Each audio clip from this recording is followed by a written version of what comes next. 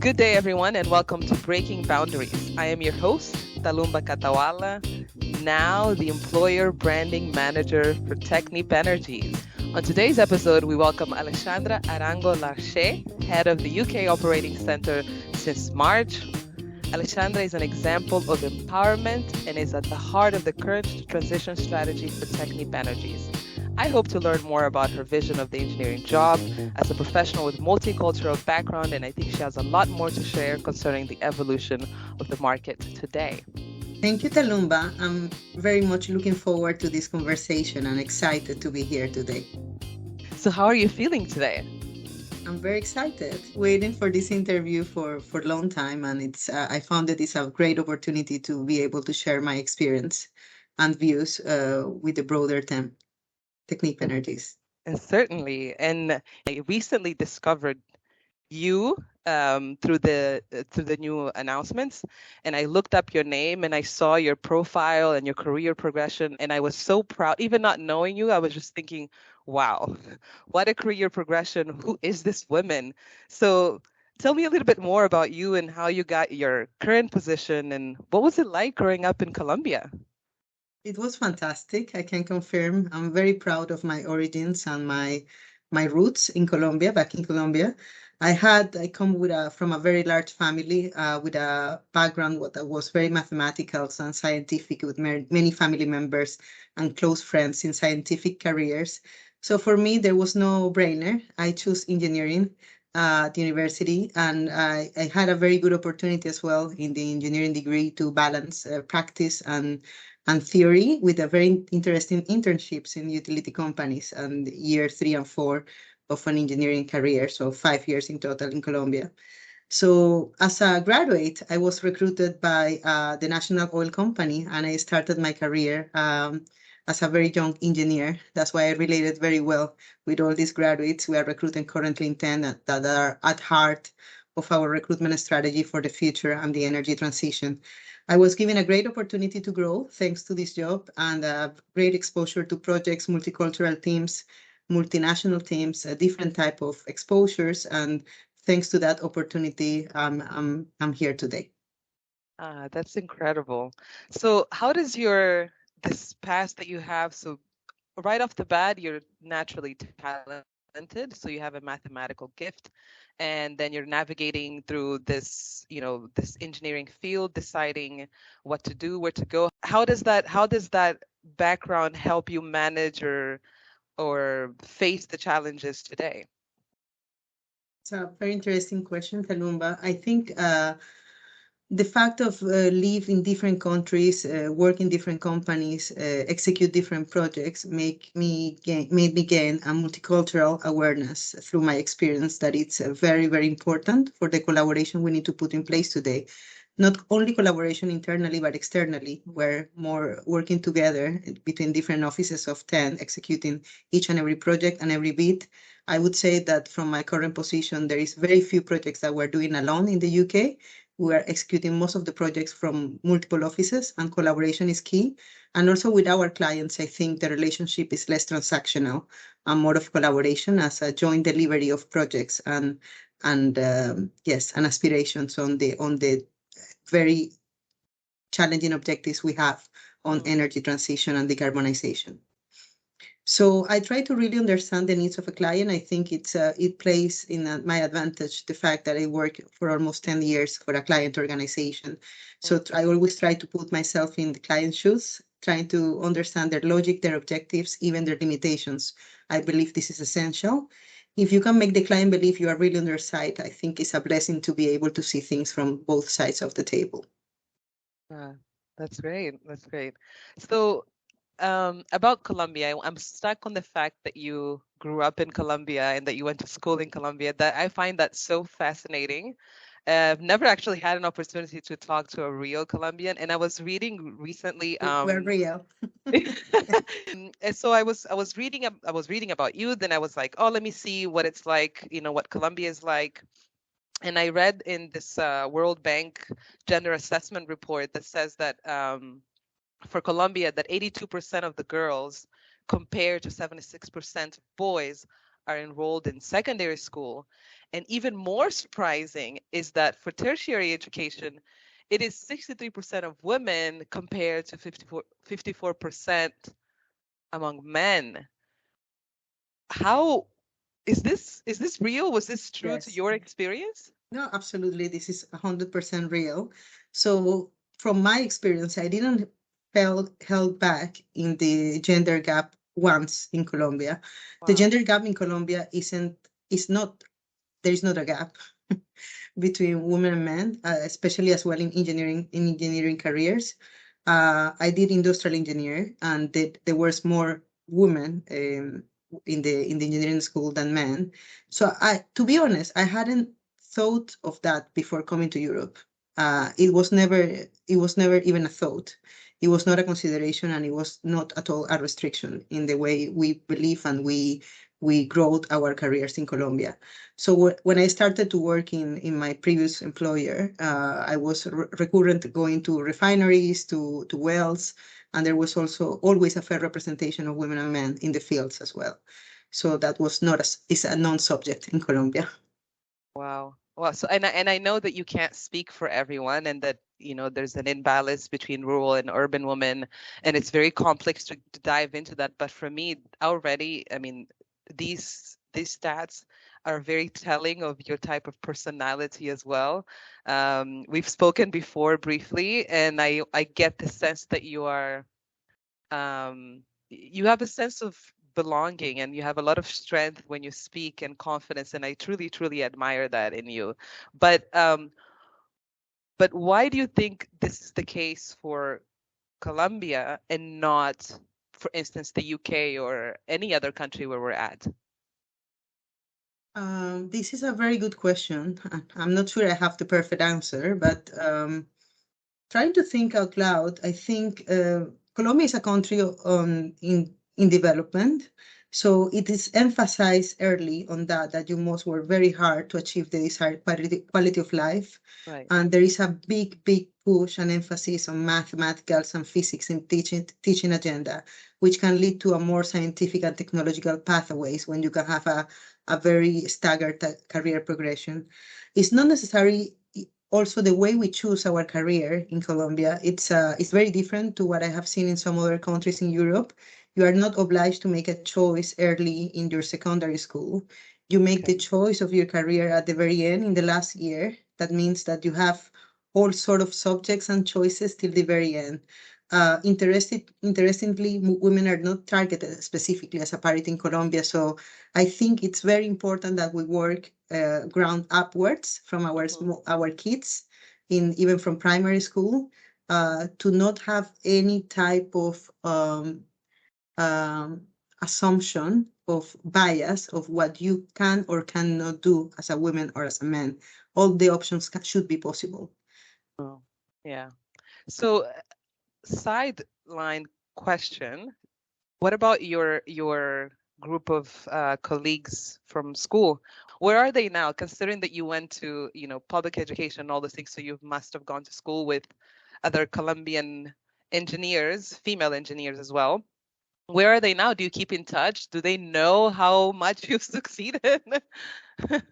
I think we have all succeeded. I mean, we are all owners of our future and our destiny. I truly Yeah, believe in that, and we have all succeeded in different ways, in different locations. And I keep in touch with, I would say, maybe five people from university.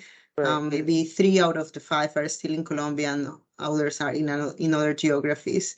It's quite interesting to see how people evolve in different ways, and very different to what you expected when you were back in university or your early Oh, career years. definitely, definitely. So another one, what was your dream job when you were studying in school? You got Like, this part. I want to be a pilot. I want to be a chef. I want to do, I don't know. I think No, I I wanted think to do, when I was like maybe 7, 8 years old, I yeah. had this aspiration to be one day an astronaut. So this is what I wanted to be. And then once you grow up and then you get teenager years and close to secondary and your choice of university, I was working very closely with my family company. That's a construction company. So I started to get into projects, process, you know, more of the project life. But Yeah. at my very early years, my dream when I was a kid was to be an astronaut one day. Wow. See, I mean, then somehow that led you to mathematics and then it led you to this. So you're not that Yes. far. You're not that far. So then what changed when you started working with Technip Energies? So I moved to Europe and I moved to France to do an MBA and then started to working at 10 Technip Energies in France. I must say that I felt quite comfortable from the start as the dynamics of the company were very similar to my previous roles in projects in the same industry, and I felt a very good fit in from the first day. And after a couple of years in Technip Energies France, I had to relocate to the UK. And shortly after arriving to the UK, I became a mom, which is a very important uh, Wow. part of my past experience. So I took a new position after coming back from maternity leave, and then I have been in 10 UK for the last 8 years. How did you manage to okay, so I'm envisioning you going through this process, learning a new language, adapting to a new company culture, all of these things are happening, and then you have a baby as well. So how did you keep that a good balance? Because I think right in the beginning, obviously the drive is really high and you want to perform and overperform and be seen, but at the same time you're experiencing this life-changing situation. And so how did you keep that balance? It's the $1 million question. I think, let's be honest, being a career woman and a mom of, in my case, two young girls of 6 and 8 is not always easy. So, but you must have the strength of your convictions. So be sure that you are doing the right thing and setting a good example for your family, and also following your dreams and aspirations. You must try hard to invest the time you have with your family as quality time. And this is a tricky balance, but actually, in my view, achievable. As a manager as well, you must show empathy to other people, but you also have to trust your people, and the Yeah. trust needs to be both ways. So it's a very delicate balance between your teams, yourself as a manager, and also making sure that you have a healthy work-life balance for your family and your kids. So this has been an interesting challenge over the past 9 months, and to be honest, over the last 8 years, being a mom and a working mom. Building up the UK operating centers and office is definitely a different challenge I have taken from March last year. And I believe that we have today a different setup of the way we work. We have the hybrid working, and that allow us flexibility in both ways. And to me, as a manager, this is a very important tool we have today to make sure we can accommodate the constraints and the needs of all our people, and including ourselves. Yeah, definitely. Definitely. We have, I think we've done a really good job at quickly adapting to this new way of working. I mean, I've just recently arrived to the HQ in Paris, and I see that there's the culture here is very different from the way I was living in Mozambique. I had a lot of support. My mom, my cousins, my aunties, everyone was involved in helping me as a mother. And I don't know what it's like for you in terms of the Colombian culture. Is your family heavily involved in raising your kids? And I'm a Colombian completely immersed in the UK, so there is no family Okay. around. Oh man, you're missing out, Alexandra. You're missing out. So so I see that here people live independently and they have to take care of their kids. They have to run out and pick up the kids from kindergarten and cook and clean and do all of the stuff on their own. And yeah, it must be really difficult when you are a brand new mom, leadership position, new company, new culture, and you're trying to do all of this. But somehow you did it. You succeeded. And what was your biggest challenge since you joined here, other than having your kids waiting for you at home every day? Yes, so definitely this new role is one of my biggest challenge in my professional career. And the challenge in here is that we are all targeting this new energy transition portfolio of projects that are not what we used to do in the past, but we have the experience to tackle this challenge and to make sure we have our best skills, people, and competences to make it work and be the partners of our clients. So I'm being the manager of a vibrant group of people in the UK that have been working together with four different remits, all above 10. But now we have a slightly modified different vision, keeping strong our core business, but work very hard all together as a team to materialize the energy transition opportunities in the UK for Technip Energies. And I'm very happy to lead this challenge. In addition to that, I also feel a responsibility in my shoulders as one of the female leaders of Technip Energies. I have to give example to my colleagues, male and female, about a career progression you can have in Technip Energies, the career opportunities, and lead by example is the only way to lead. Exactly. So you mentioned that actually. You mentioned that there's a new direction and a new ambition around energy transition. What are the key objectives that you are setting out to achieve with your team? So definitely there is an important amount of projects on energy transition in the UK. That's one of the main reasons why the UK Operating Centre is one of the 7 main operating centers of Technip Energies in the new organization.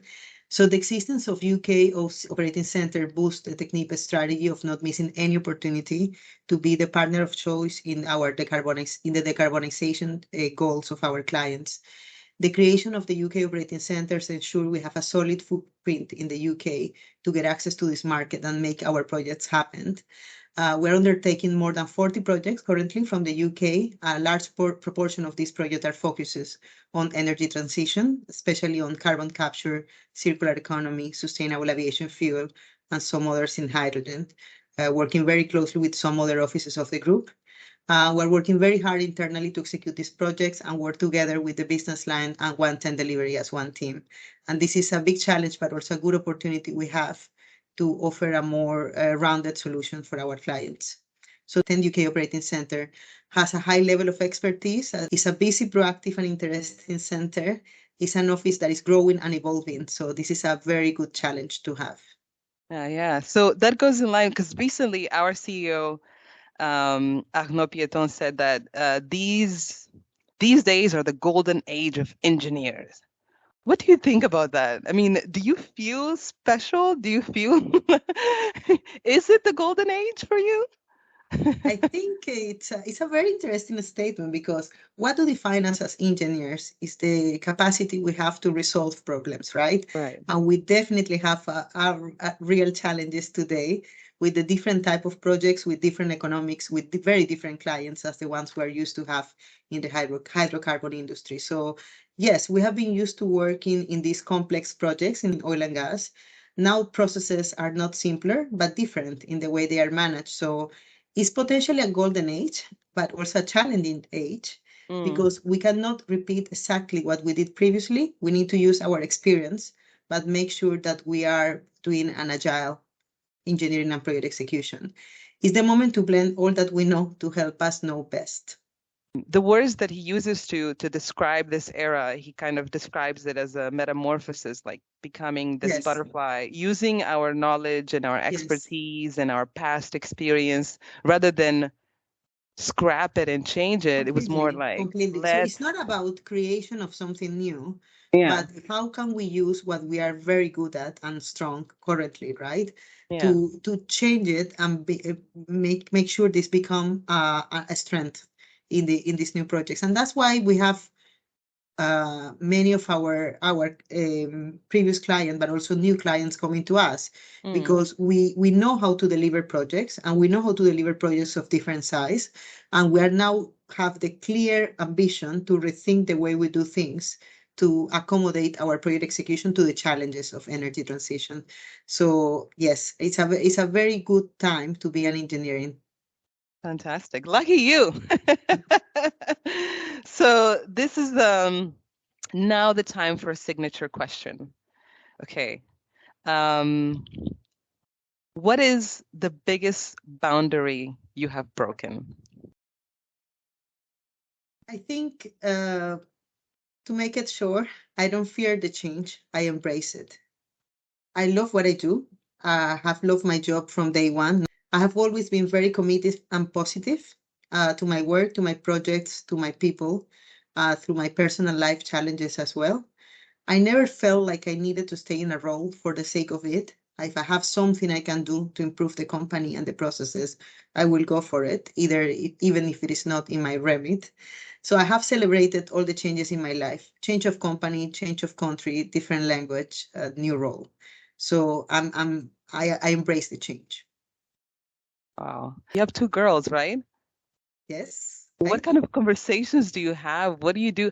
How do you ensure that whatever your parents in, instilled in you or transferred to you, and this hardworking mentality, this earn your merits type of mentality, work hard, dream big, go for your dreams, nothing can stop you. All of these things that you've just mentioned, these are such great qualities. How do you ensure then that you pass this on to to your daughters?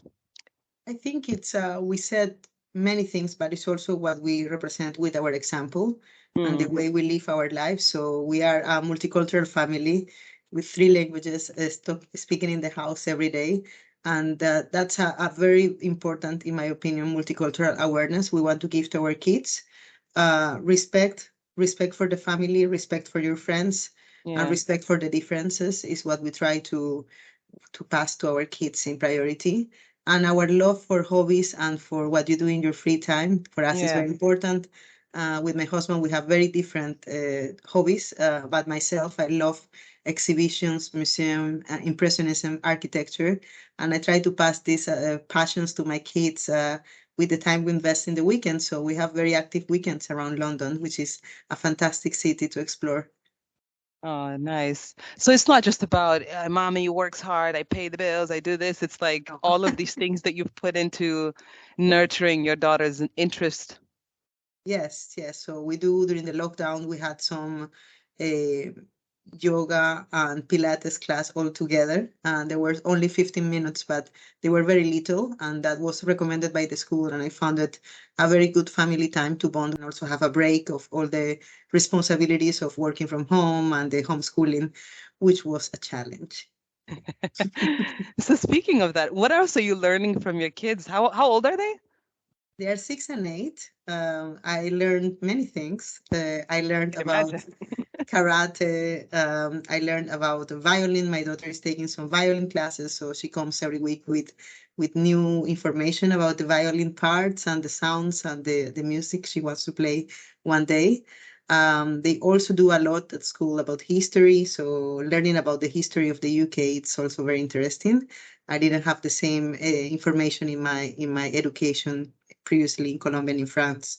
Same for my husband. So we learn every day. It's mutual. So you're not learning any interesting TikTok challenges?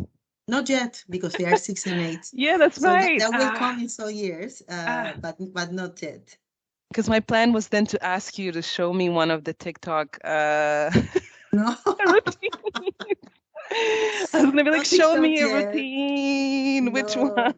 If we do it again in 2, 3 years, I make sure I will You update you with you the will be a TikTok. pro. You will be a pro for sure. Absolutely. Not For yet. sure. So, but what are some of your biggest fears then in raising two girls? Obviously, I mean, I've been learning a lot in terms of Generation Z and what how that impacts our business as well, because I never thought about this in this way. But the new generation of people that are now graduating and getting their engineering degrees, they have such different aspirations and ways of looking at life and ambitions. It's so strange, the big disparity between the generations, but it's very real. And Yes. what are your worries when you think about your girls growing up in a more competitive and a I don't even know how to describe this new era of work. It's a very good question, and we're seeing it in many of my friends' teenager kids. I think definitely you're right. The generations are very different. I think my biggest fear is for my girls believe that you can take everything for granted, Mm. and you don't need to work very hard to get what you want. So I think the passion and love I got from my parents about working hard. You need to study it very hard. You need to make sure that you work very hard because only on your hard work will depend your future. is something I really want to pass on my kids, and make sure that they also understand the importance of the hard work they will have in school, in the violin classes, in the Mm-hmm. karate, and the discipline and the resilience. I believe it's going to be fundamental with the rapid changes we have today. So I would say hard work, resilience, and Yeah. passion. So what are your, so 2023, we're here. What is your goal for 2020? Personal one, personal one. I I have been thinking would like to learn a fourth language. Wait, you speak three? English, Yes, French, and and Spanish. Spanish. Yes. Wow. So I would like to learn Italian now. I have been working many years with Italian colleagues, and I have never, to be honest, organized myself to learn Italian. So I really love the language, and I believe that maybe between French, Spanish, and English, it might be. Might be a smooth ride. Yeah. Yeah, yeah, Yes, yeah. yes, yes. So I will try to make some time to learn Italian in my free time. Well, great. Listen, Alexandra, it was a thrill to get to know you better on this episode. Thank you so much for your time today, and thank you so much for sharing your story with us. I will stay very tuned to your future steps and your progression via LinkedIn and internally, because I absolutely love meeting people like you. To me, it's like you push me to try to do a lot better at my job and to look at it and not to just, see what I'm doing now, but project myself in the future. Lumba, I will be watching your career too, so we stay tuned mutually. Thank you, everyone, for listening today. In the future, we'll have more episodes with other inspiring people at Technip Energies and conversations on how they broke boundaries to become successful by their own means and their own definition. I hope you enjoyed this episode as much as I did, and we'll see you on the next one.